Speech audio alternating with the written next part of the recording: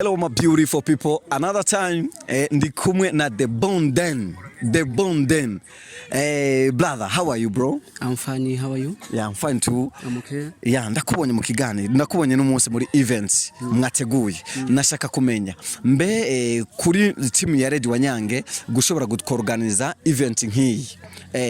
Ni yahe resulta mubona muri event mashoye gutegura? So nukuvuga yuko ivyo twarabyicare turabitegura turabona ko bikwiye ko dushobora kubikora rero ni ibintu twafatiye umwanya tubironderera igihe nico gituma muri ibintu twabikoze nkuko ugerageje kuraba buri umwe wese yari ngaha aye mu bari muri birori muri ceremony yari yambaye t-shirt imyambaro mbe ijya myambaro shaka kuba twara buryo bungana gute nukuvuga yuko ijya myambaro yatuka amafaranga atari make ariko singomba yuko twagira public ariko yaduka amahera menshi cyane. Ugerageje kuraba team ya Red Wanyange muri kuza muduga ku rugero rwo hejuru muza mushira n'ama team yaramaze imyaka myinshi akora akazi mu gihugu cy'u Burundi muri kuza kwa nominated uravye umwaka wa 2025 mwarakoze cyane 2026 nabona mutanguye n'umuriro utebwa n'igihe banga ryo bagihishije nyuma y'akazi kandi ni kuvuga yuko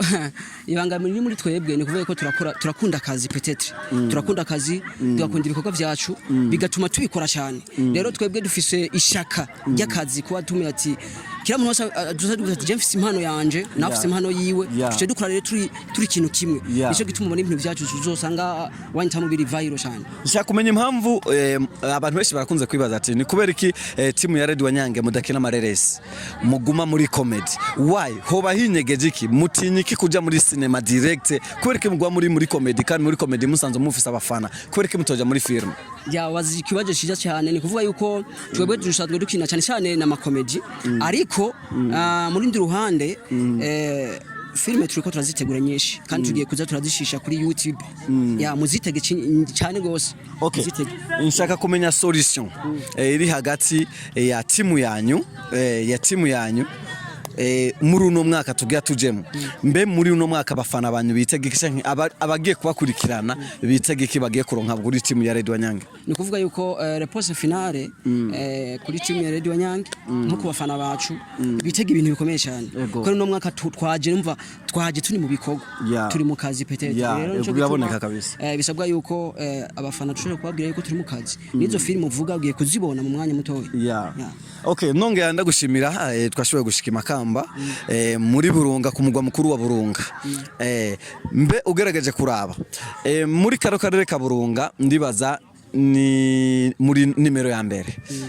umubona gute tuzoshika ku nimero ya mbere gute mu gihugu cy'u Burundi n'igihe banga mwibikiye rizohava rituma dushika ku nimero ya mbere mu gihugu cy'u Burundi eka tube abambere muri East Africa kugira ngo tuzoshike ku nimero ya mbere nimero ya mbere turabambere ndibaza ko atayindi nimero yoza ku iyo nimero ya mbere nyene tugere kuri East Africa muri East Africa uhatwe turabambere kweli nta yindi nimero je mbona. Okay, reka tubashimire twonga tubwira ati abakunzi ba Erike Burundi TV ni The Bonden kuva muri timu ya Red Wanyange bo batavyorosha mu kuba bazana ibintu bikomeye cyane ku rwego hejuru hama twonga tubibutsa yuko n'umunsi ariho hari events yo kugurura umugwi w'aba dancer ariho mu ndibaza mugana mubona ama video ari gucamwo muri iki kiganiro ibintu byari byabaye n'umunsi ku mugwa mukuru wa Burunga vyateguwe na timu ya Red Wanyange aho bari gushira ku mugaragaro umugwi w'abadansere. Murakoze cyane nongera ndakubwira ati wibuke uko na subscribe utarakana subscribe ama nimba warakana subscribe uka commentaire ndakwibutsa yuko behind the camera sema cameraman Lily Queen mu cameraman wanje akuzana ama image ameze neza ndabakunda cyane. So love you so much.